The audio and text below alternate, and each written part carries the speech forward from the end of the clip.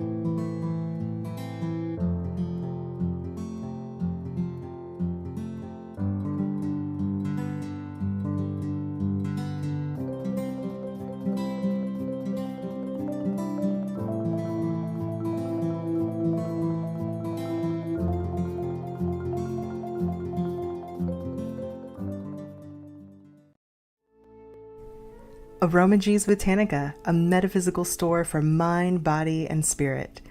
Oils, herbs, candles, crystals, teas, handmade soaps, tarot cards, everything you need on your magical journey.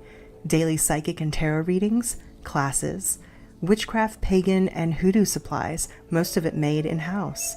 Try our free Dress Your Own candle station. From spiritual gifts to ritual supplies to religious books, we have the widest selection of metaphysical products in all of Tennessee since 1999.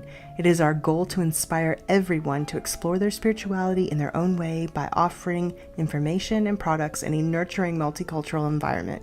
Open 7 days a week. 223 Donaldson Pike, Nashville, Tennessee, or visit us online at aromagees.com.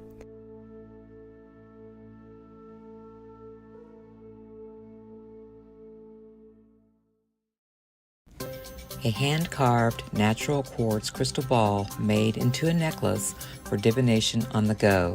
Crystal balls have been used for centuries in healing and cleansing rituals, as well as for divination. The sphere represents infinity and the circle of life. While a wand uses focused energy, the crystal ball sends out energy in all directions. This makes it a great resource for discovering the complete circumstances surrounding a question.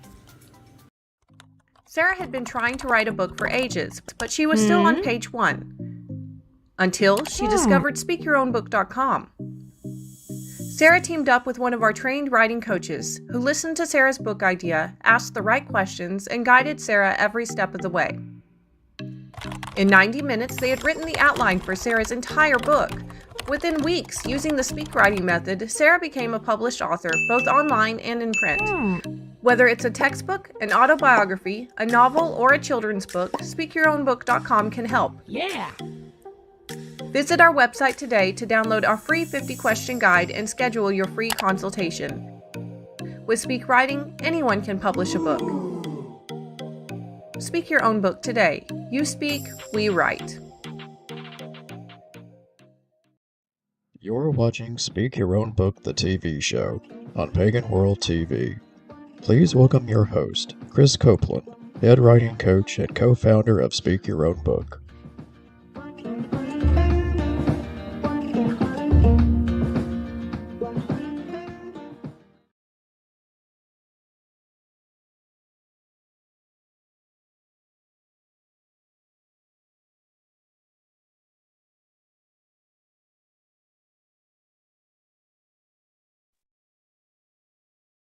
Hi, thank you for watching Speak Your Own Book, the TV show. And my name is Krys Copeland. I am your host today. And I have with me a very dear old friend, as well as one of my favorite authors, Catherine Blakely. Kat, welcome to the show. Thank you for coming. Thank you. Well, we're happy to have you here, and we want to kind of talk about several things that you do. First off, you're a priestess with the Corellian tradition, and so I want to note that first, that the reason you're on the show is because you're a pagan author. Now, when we talk about your book today, I want to give people a trigger warning very quickly, because the topic is not traditional paganism. The topic is based on true events from the life story of Kat herself, and her story growing up, and parts of it were added into the book.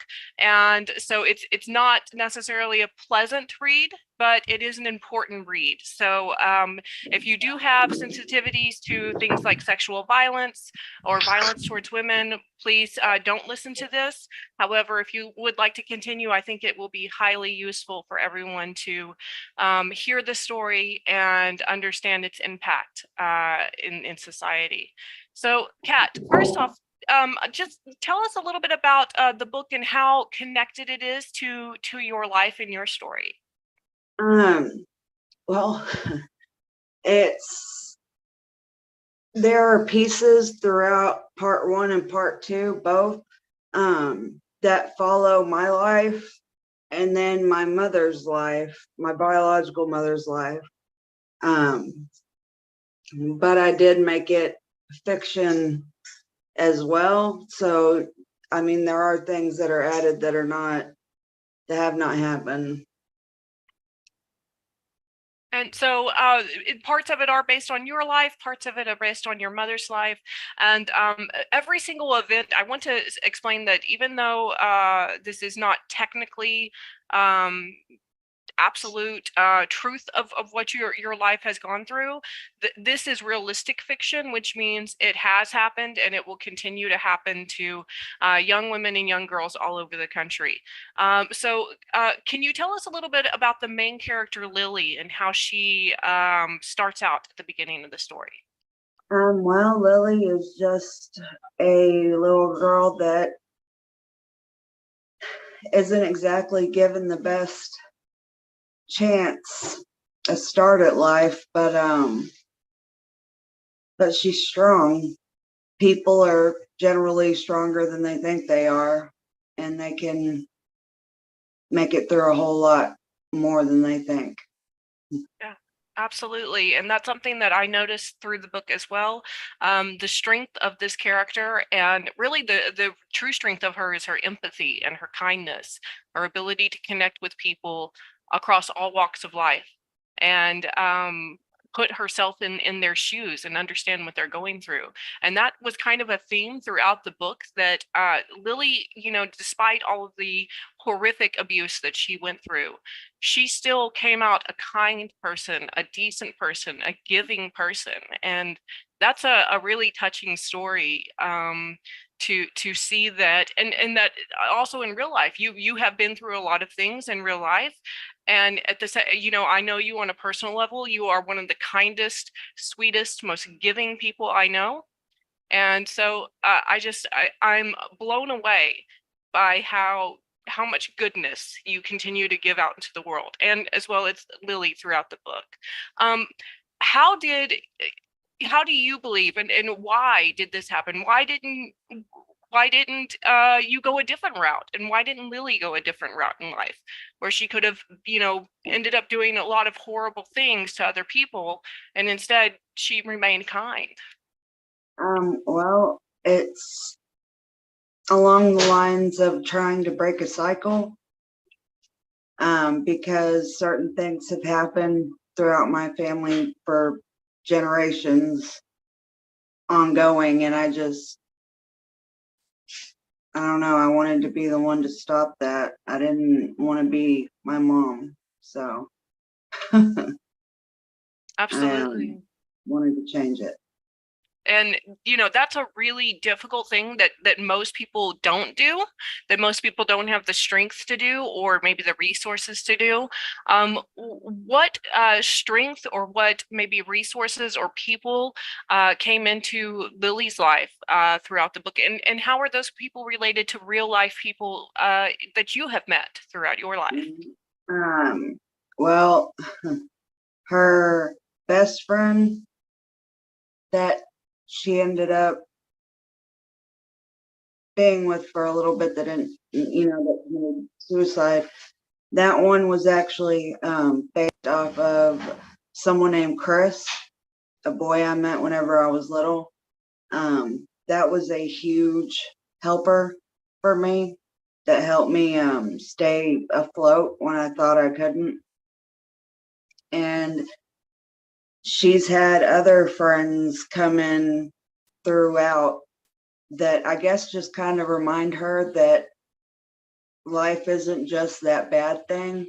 And that's what helped her stay afloat.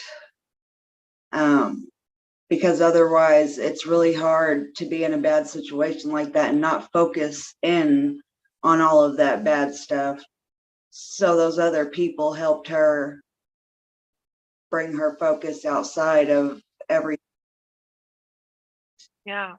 Absolutely. And I am fascinated by the character that you bring up, the one that's related to the in real life Krys, the Sky, the story of her and Lily meeting. One of the things I found fascinating about your writing was that you have this ability to describe mental health issues without naming the mental health issue. You describe people's reactions, their behaviors, maybe the swirling thoughts in their heads, and I find those certain passages really true to the real life behaviors that people who suffer from those mental health issues go through. In particular, I'm thinking of an incident where Sky is talking about her father having killed her sister, and all of a sudden she goes blank, and kind of freezes up. And I know that feeling because I also have PTSD, and I'm like, oh, okay, this is obviously a PTSD trigger. And you were able to paint that so vividly. How do you decide how to craft the words, how to choose the words to show a scene without telling us? I guess just experience, just going back on experiences that I've had, that I've seen, that are around me. I use that. I don't like the terms because a lot of the people who have it generally don't sit there and talk about the actual name. It's the experience that matters most. So I use that instead. I think that Yeah, I think that is an excellent writing technique. And if you're listening and you want to be a writer, take Kat's advice to heart here. Show that experience, show the behaviors, show the things going on that the person is experiencing internally and externally, and don't just say she has PTSD. She had a PTSD trigger. Yeah. Your use of dialogue is also incredibly interesting throughout the book. Most of this, I believe, takes place in Texas. I know there was a traveling back and forth as a child, and it showed, she understood that a large amount of time had passed, but she wasn't sure where she was in those situations. And I found that really fascinating, the way you kept that kind of sense of a child who really doesn't. You only see what Lily sees. You don't see outside of that. And so you're interpreting the entire situation through her, at the very beginning, through her 4-year-old eyes, and then again through her, I believe, 8-year-old eyes, and then 11-year-old eyes as she continues. That is a fascinating technique. But going back to the dialogue, the thing that I admired was that you put people's accents into the dialogue. So can you talk a little bit about how you did that, especially in regards to the Texas accent? I guess I just used exactly what I heard in certain situations. Um, and I wanted to have the characters be who I wanted them to be, which includes everything about them, I guess. When they talked, I heard their voice and heard how they would say things. So that's how. Yeah. I love that technique as well.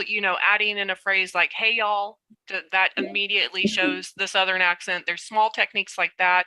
But you go even further, you change a little bit of the spelling style to reflect the mannerisms of the speech, and you use punctuation to show pauses or changes in thoughts or anything else that's like an interruption to what's going on.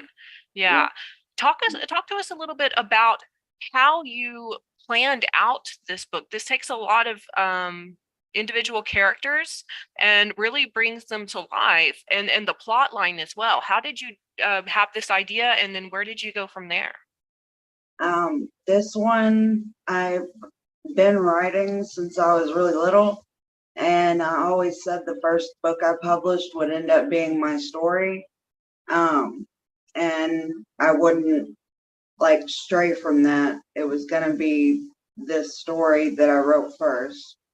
As for getting ready for it, I tend to have a notebook that I keep for every book I write. And in that notebook, normally they're composition books, but I put different places throughout the notebook where I keep character information and place information and all the little details that I may or may not need.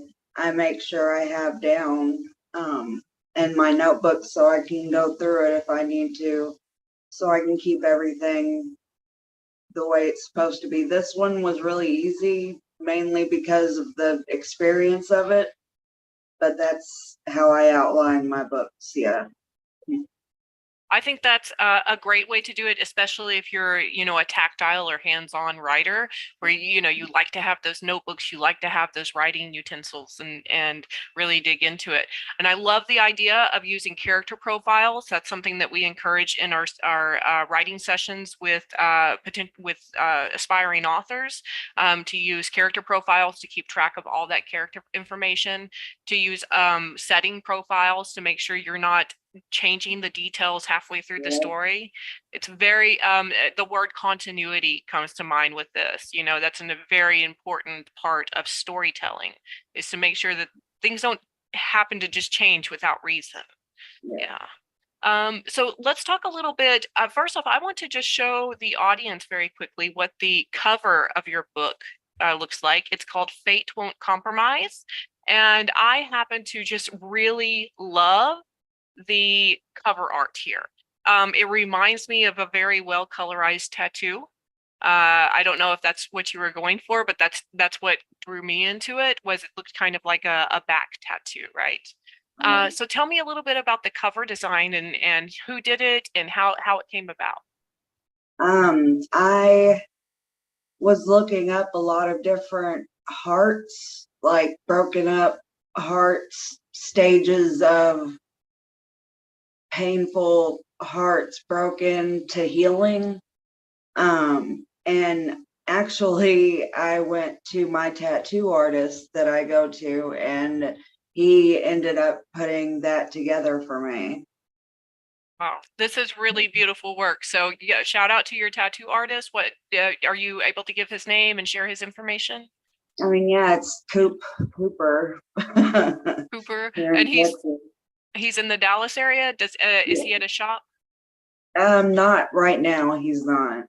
Okay, so if you're If you're in the Dallas area and you're looking for a good tattoo artist, I'd recommend this guy just from the cover art here. And I love how you talked about you search for the images that you had in mind. That's something that we also recommend to our authors as well, who are struggling to figure out how to put together cover art as a self-published author. And I love the little details you can see in the background here on the heart, that it's literally stitched back together. So a lot of symbolism in this cover. And if you're listening out there and you haven't figured out your cover art yet for your book, start thinking about it. It's really important because people do judge books by their cover.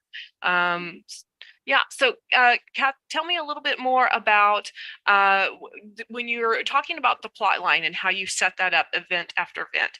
How do you check for continuity when you're finished? How do you make sure that everything you put in there it stays in the right place? I actually check it as I go along. I continuously go back and recheck things to make sure that it stays like that. That's why I had the notebook as well. I had the outline for the book, as in every single chapter is outlined, and what I'm going to do for that chapter is written down as well. So I just make sure I stay with that and continue checking. Yeah, that's the exact same thing we do when we're outlining books with Speak Your Own Book. It's the same method that I use to outline our textbook for the course. So if anyone is listening and wants to learn how to do that, there are steps that will guide you through the process that Kat is talking about in the book and in the course available at witchschool.com. So Kat, you talked about how this is your first book that you wanted published, which I find fascinating as well, because as a writer, I've always been writing for other people mostly.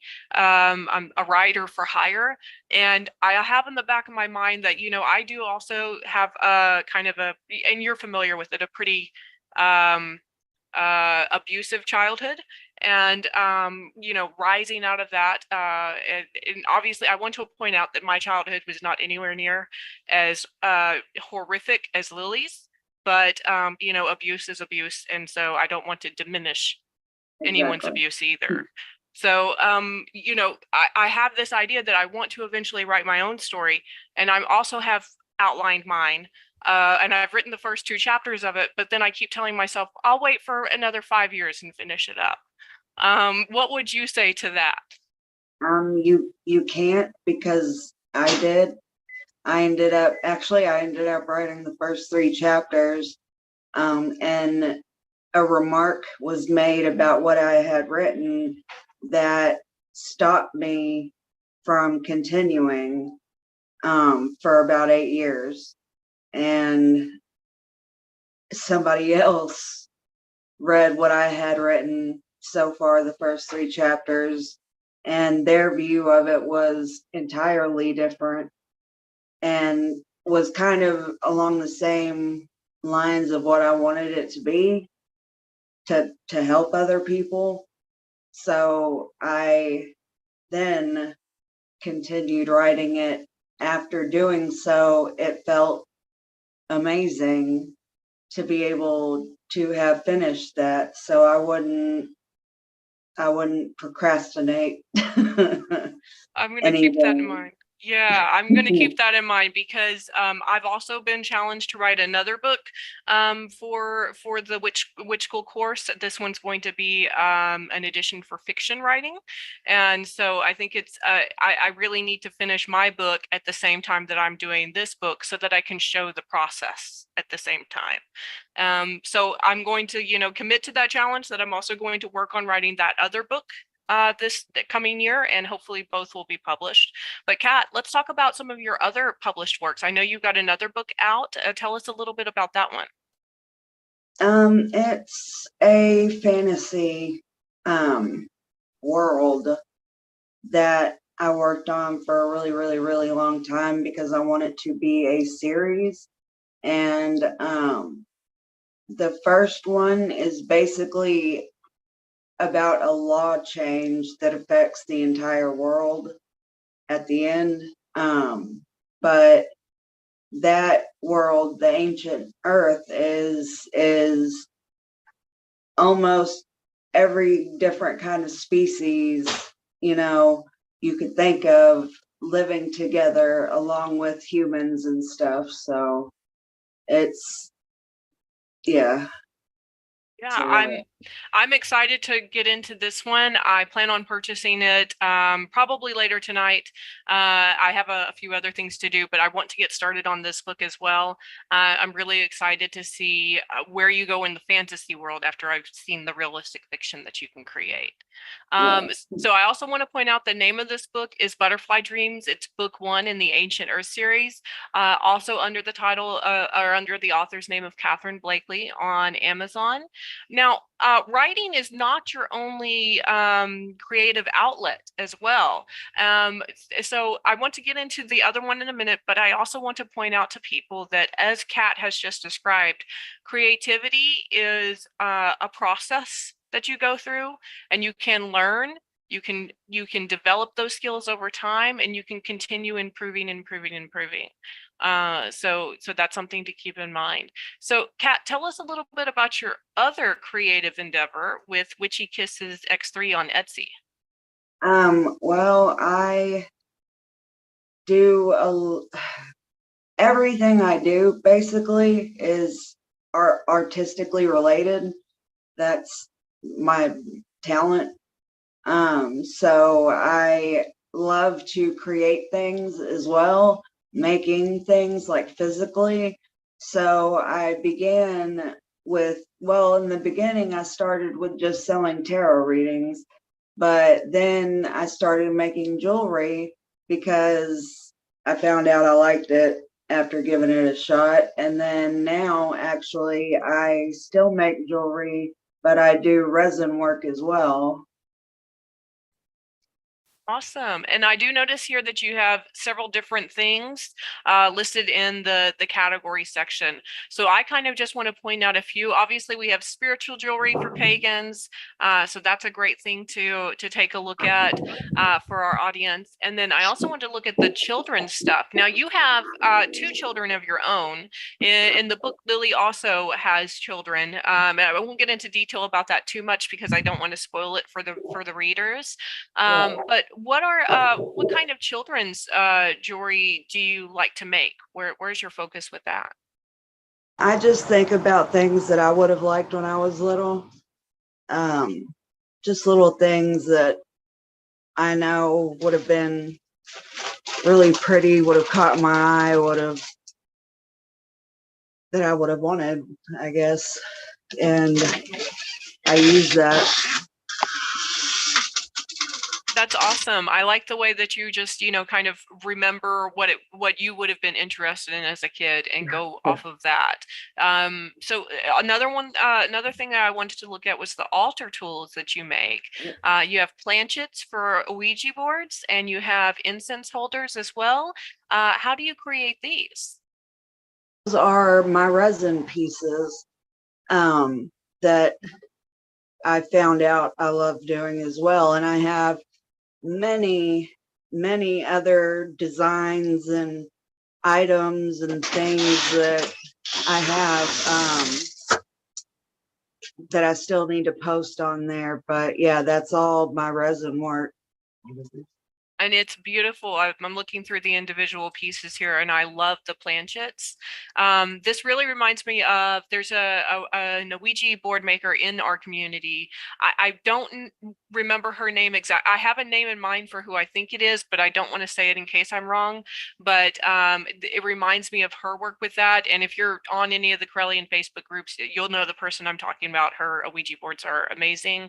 I think these would make great kind of partnerships with her Ouija boards.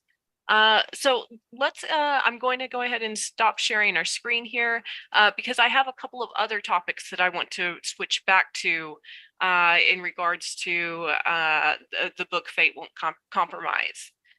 One of the things that I really loved was your use of foreshadowing, especially in the last few chapters. Now, and I don't want to spoil too much, but can you tell me how you developed your technique for adding little pieces of foreshadowing and hinting as to what's coming next? Uh,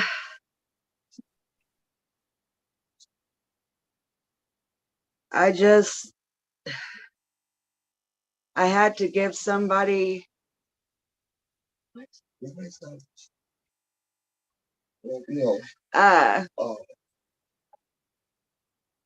don't know, life. There's a lot of things that happen that we don't pick up on, a lot of red flags, a lot of instances that people tend to ignore and don't take into account that end up something much bigger. And that's just entirely too common. But that was an easy way to give a heads up without saying it, I guess. I actually love the word choice that you use there. If you change your foreshadowing to just be red flags that you notice, that makes it a very simplistic way of understanding what foreshadowing means. So if you're thinking about, if you're listening to this right now and you're thinking back to maybe people you've met that turned out to be not good for you or maybe toxic for you, and you think about those indicators that you should have paid attention to before, but you didn't understand or didn't know or didn't see them. And I think that's the same way with Lily. She always tried to see the best in people, so she never suspected the worst, and that didn't always land in her favor. So let's talk a little bit about the relationship with Sky in the story, especially in the reuniting later in the book. The relationship, the powerful connection, the love that these two characters have for each other is so apparent. I know that this is also based on someone in real life. Was that same level of passion and connection and empathy also in that original relationship for you in real life? Absolutely. That was my best friend in the entire universe. Like, yeah, absolutely. I really like that Lily had that one person to kind of hold on to throughout some of the worst years in her life. And it makes me feel better knowing that you also had that person to hold on to through some of the hardest parts of your life. You know, sometimes there may be people in our community also stuck in situations where maybe they are addicted or maybe they're struggling with mental health issues, or maybe they're caught up in sex work that they do not want to be a part of, and it's not their choice to do so willingly. What advice do you have for those listening who might be still struggling with that? There there are others out there. One, you're not alone. That was a big one that I struggled with. You're not alone.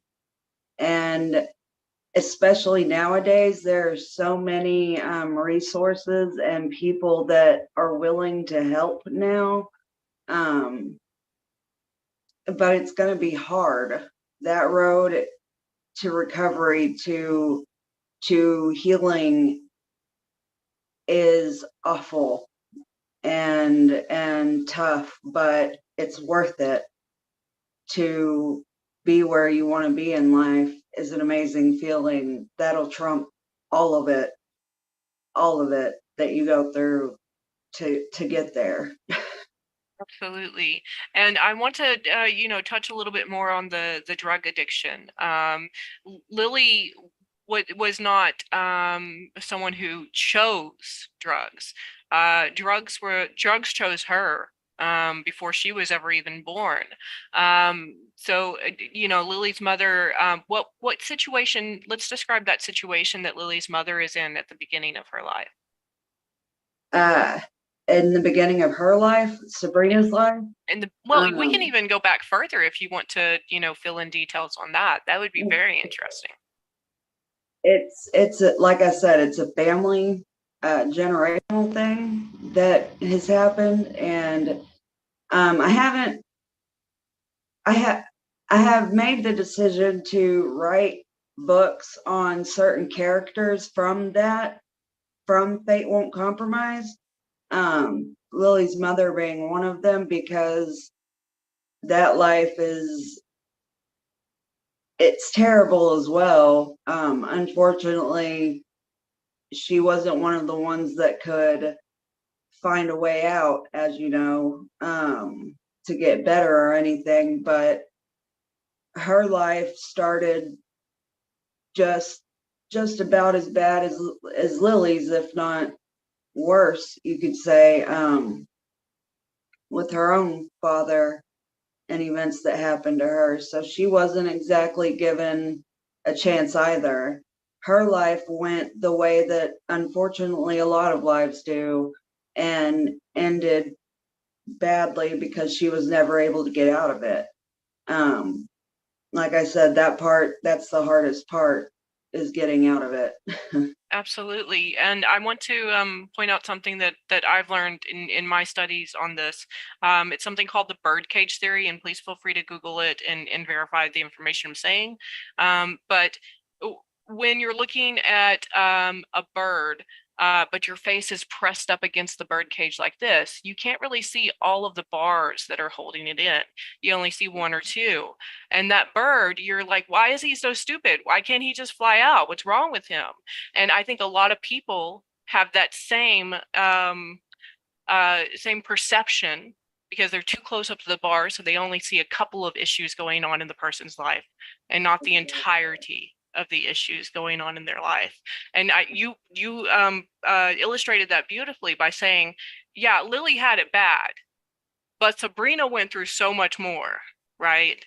And I resonate with that so much, because it's the same in my own family. We had generational poverty. My great grandparents were tenant farmers and migrant workers, and with generational poverty comes a lot of stress, and with stress tends to come abuse in those households. And my mother would say, when the abuse would be going on in our household, well, you have it so good compared to how we had it. And she's absolutely right. I won't deny that, because I've heard the stories. She had it way worse. That's very true. It still doesn't excuse the behavior that she had towards her own children. Yeah. And like you, I have also managed to find some forgiveness for my mother. I understand that this is because of the life that she led and everything that happened to her. She didn't know any better. She couldn't have done any better than what she did. And I've come to peace with that. How did you go through that process of finding peace with Sabrina? I actually hated her for a really, really, really long time. But technically it wasn't until I finished the book and I thought about writing her story that I really sat there and came to that realization. Like, it's not her fault. No, it doesn't excuse it, but it's not her fault. I can't hate her for not being able to do something she was never taught. I can't hate her for doing exactly what she was taught, and that's it. Like, it's easier that way. That living the life that you know is easier, and I realize that now. I do. Absolutely. And I think that's something that is especially true in the South, as far as generational abuse and generational poverty. It seems to happen at higher rates in the South. And my concern about that, I think it is related to the Christian religious fundamentalism that goes on in the South. I think it has a lot to do with that. But there's also just the sense of when you're poor, a sense of desperation, you know. just trying to survive minute by minute. And you could kind of, you showed that beautifully in the book when Lily would look at her mother almost as an idol, right? She idolized her when she was young. And I'm guessing you had that own same idolization of your mother. Yeah. Yeah. So what are the, I don't want to just say, that Sabrina was completely terrible, because while she had a lot of issues and in many ways she did terrible things, you had love for her. So tell me a little bit about the good things you remember from her. Well, it's not necessarily that there's good memories together. It's the fact that I saw that she wanted to make good memories. She wanted to be a mother. She did want to, and she showed that. And I guess that's what I clung to, because I knew that meant she cared. She did love me. And no matter what was going on, that never changed. So I loved her back for that a lot. Like, she was my entire world for years because she wanted to be my mom, I guess. And I think I had a similar relationship with my mother as well. First off, I also had a huge amount of hatred for her throughout my late 20s and well into my early 30s, because of all the things that she had put us through. But just like you described Sabrina, my mother, she tried to do good things for the family. She tried to, like maybe take us on vacation to Galveston or something. And then she wanted to be absolutely perfect the entire time. And of course, we're whiny little kids, so we're not being absolutely perfect. And she would scream and yell and threaten to beat us. And then occasionally our stepfather would actually do that. So it was that kind of mentality, the same as Sabrina's. I want to be a good mom. I'm doing all the things that my parents did to me to make me turn out okay, and I turned out okay. So I should do the same things, maybe not so much, but the same things to my own kids. Yeah. And you broke that cycle and Lily broke that cycle. So, if people read the story, that they can find out how Lily broke that cycle. Lily also had a bit of a relapse when she became clean from drugs. And I think it's so important that you put that in there, because so many people think that, it's like this: you just cut it off cold turkey and then you're fixed and that's it. And no, oftentimes there are relapses, sometimes multiple relapses, because it's a disease like cancer. Cancer can come back, so can a drug addiction. um, why did you add that situation of a relapse in there? Because it's real. That's real. I've relapsed before. I've pretty much everybody I know that's had the same issue, that has tried to be clean, relapses. That's because drugs are everywhere.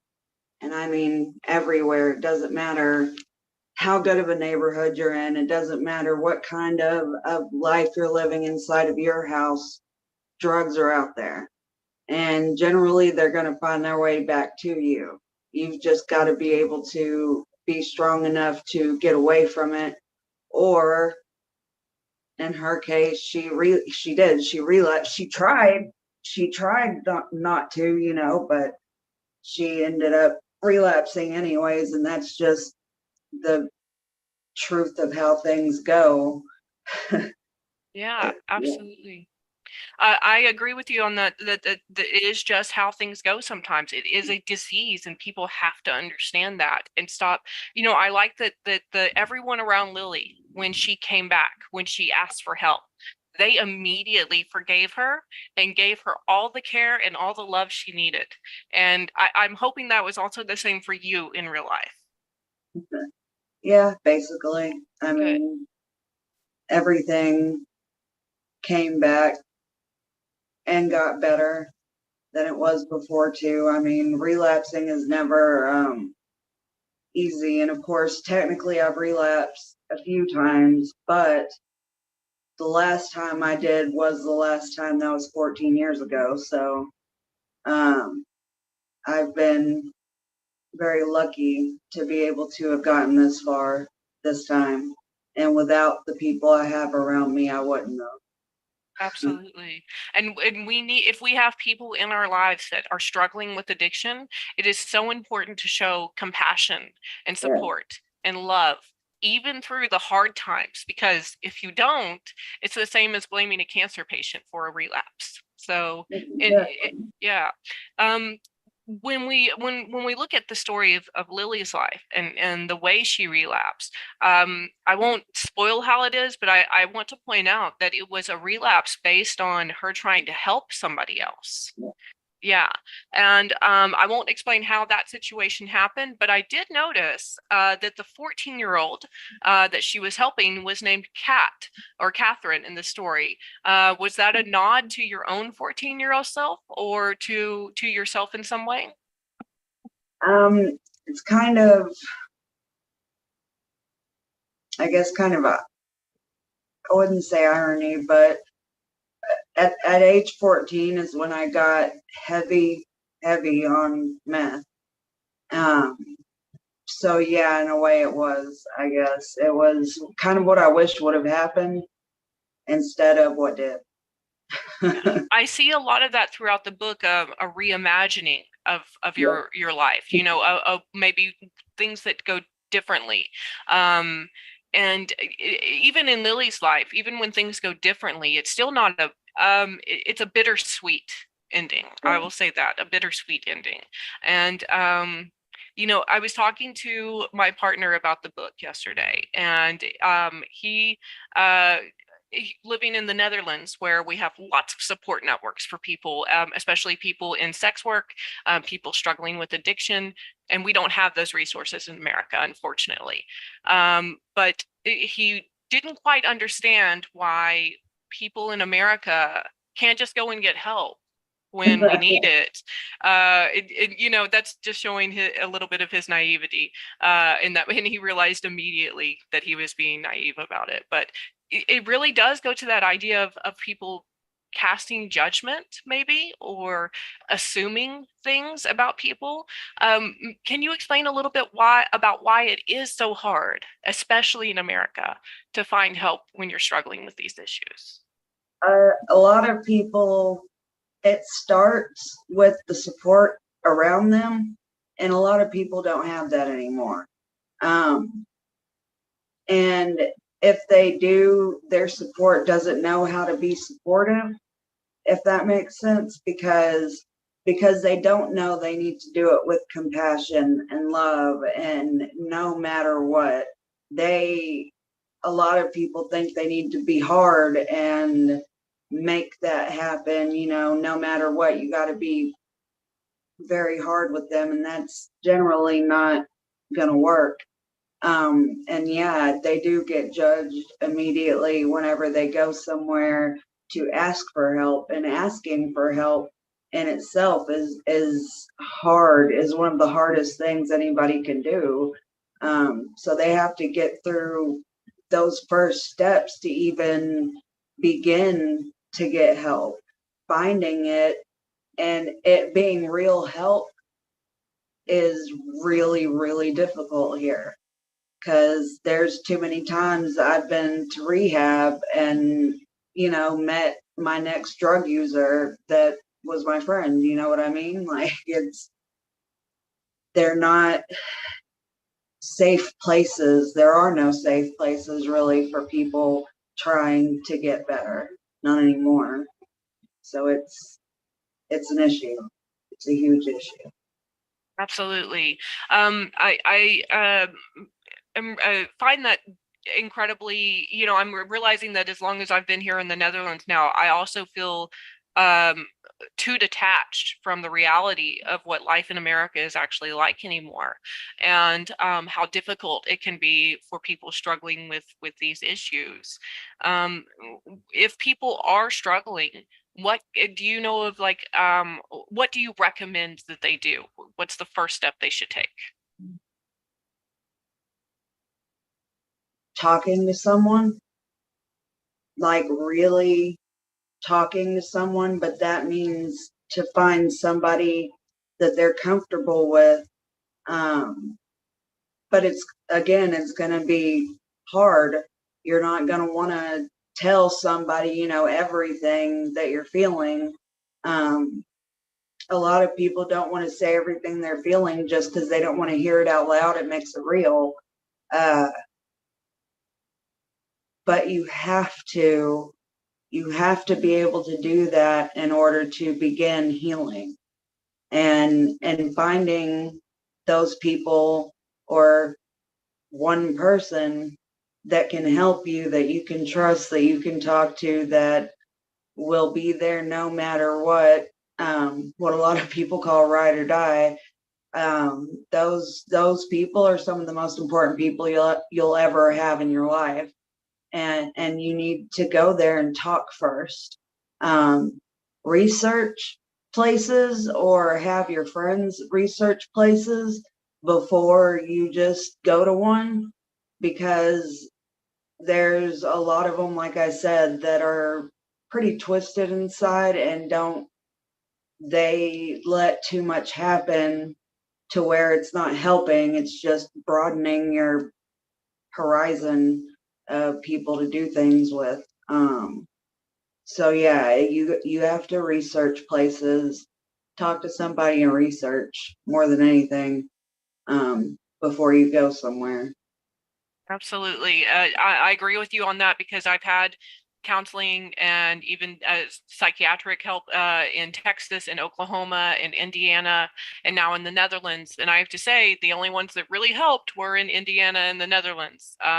Texas tends to have a big problem with not having enough quality resources or people that are truly knowledgeable and compassionate and caring in the counseling industry. Yeah. So let's talk a little bit about something a little bit more positive I found in the book. It was the way little slices of, like, what I like to call poor folk Americana are just dropped throughout the book. One in particular I remember very clearly, because it's also something that I grew up with, is homemade, really cheap spaghetti and garlic bread made on white bread with garlic powder on top. So why was that Lily's comfort food in the story? Why did you choose that one? Honestly, I picked that one because it's my son's. That is his favorite meal ever, and it's just, and like you just said, I've had it my entire life. I mean, that's always been something that's been around, so it's an easy, cheap comfort food that people can fall on if they need to. If that makes Absolutely. It's still one of my favorites. I'm cooking it. Well, my boyfriend is cooking it tonight. And so it's one that we have maybe once every couple of weeks too. That just kind of really cheap but good food. So let's talk about some of the other. How did you come up with the ideas for what places to include? How to kind of touch on the heartstrings of people who have also gone through that or also experienced those same things in America?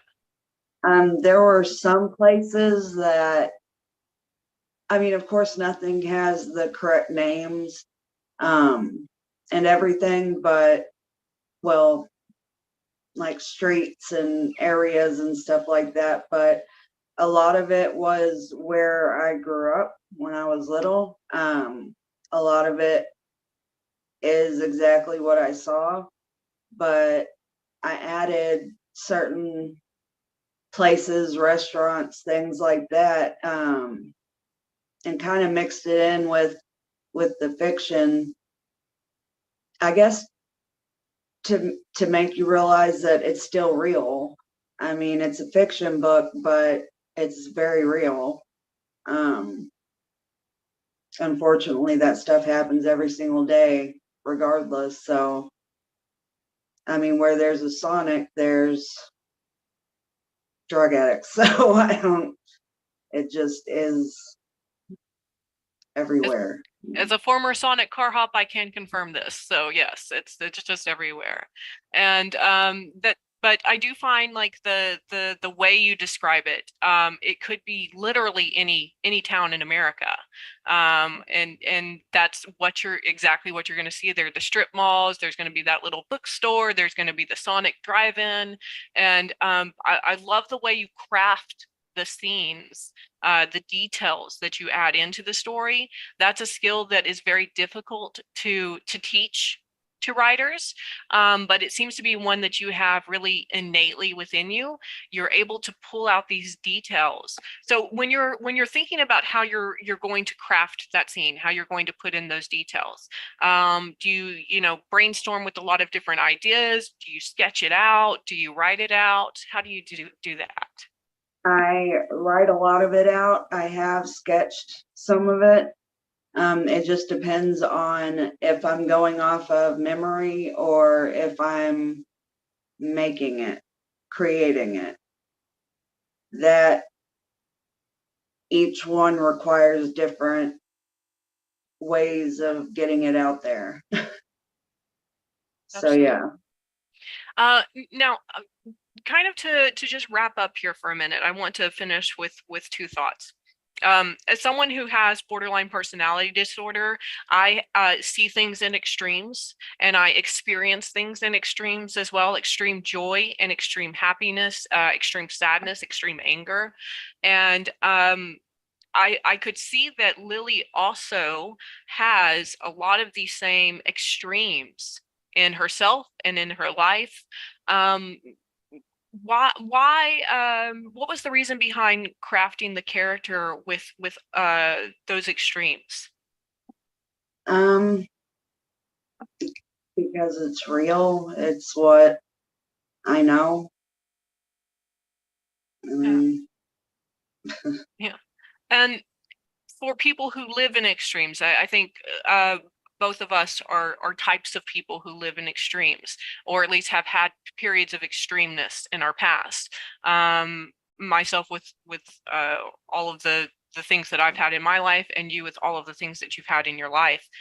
When you think about your life so far, the sum total of it, um, is all of the tragedy, all of the heartache, all of the loss, um, is it worth the amount of joy and happiness and love that you also have been able to experience in life? I wouldn't change anything for the world, all the way back to her being pregnant with me on a street corner. Like, it doesn't, all of it, I wouldn't want to change, because I know who I am, and that's really special to me. To be able to be young and know who you are is apparently kind of different now. And it's led me to where I am as well. I've had certain experiences that would have never been an option had I had something, you could say, better or different.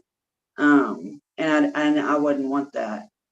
I love exactly what my life is, what it has been.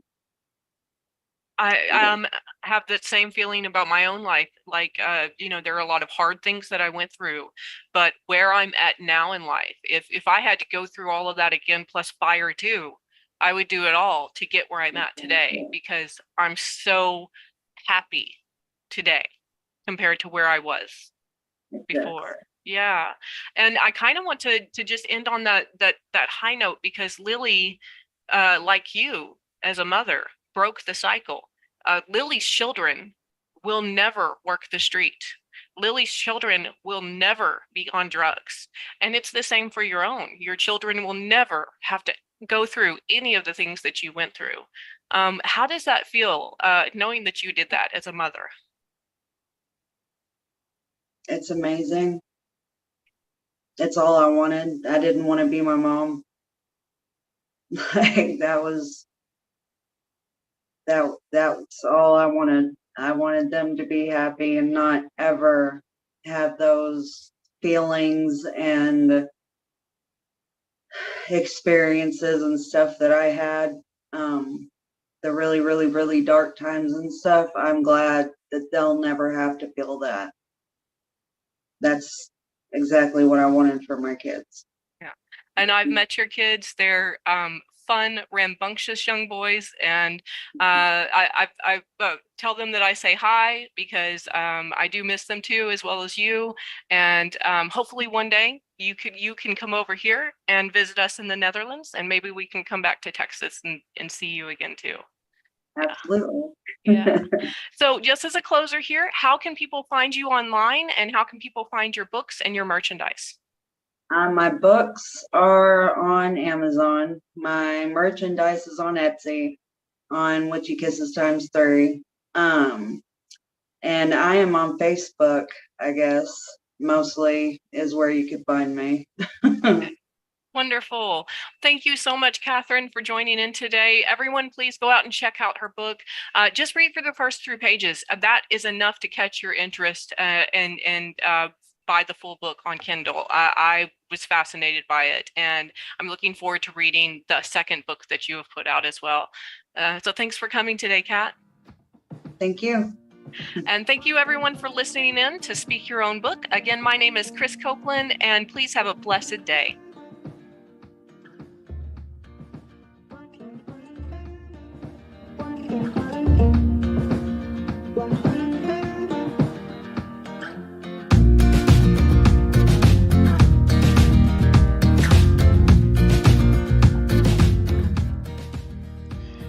Thank you for watching Speak Your Own Book, the TV show on Pagan World TV, hosted by head writing coach and co-founder Krys Copeland. Please join us next time on Speak Your Own Book. Sarah had been trying to write a book for ages, but she was still on page 1 until she discovered SpeakYourOwnBook.com. Sarah teamed up with one of our trained writing coaches who listened to Sarah's book idea, asked the right questions, and guided Sarah every step of the way. In 90 minutes, they had written the outline for Sarah's entire book. Within weeks, using the speak writing method, Sarah became a published author, both online and in print. Whether it's a textbook, an autobiography, a novel, or a children's book, SpeakYourOwnBook.com can help. Yeah. Visit our website today to download our free 50-question guide and schedule your free consultation. With Speak Writing, anyone can publish a book. Speak your own book today. You speak, we write.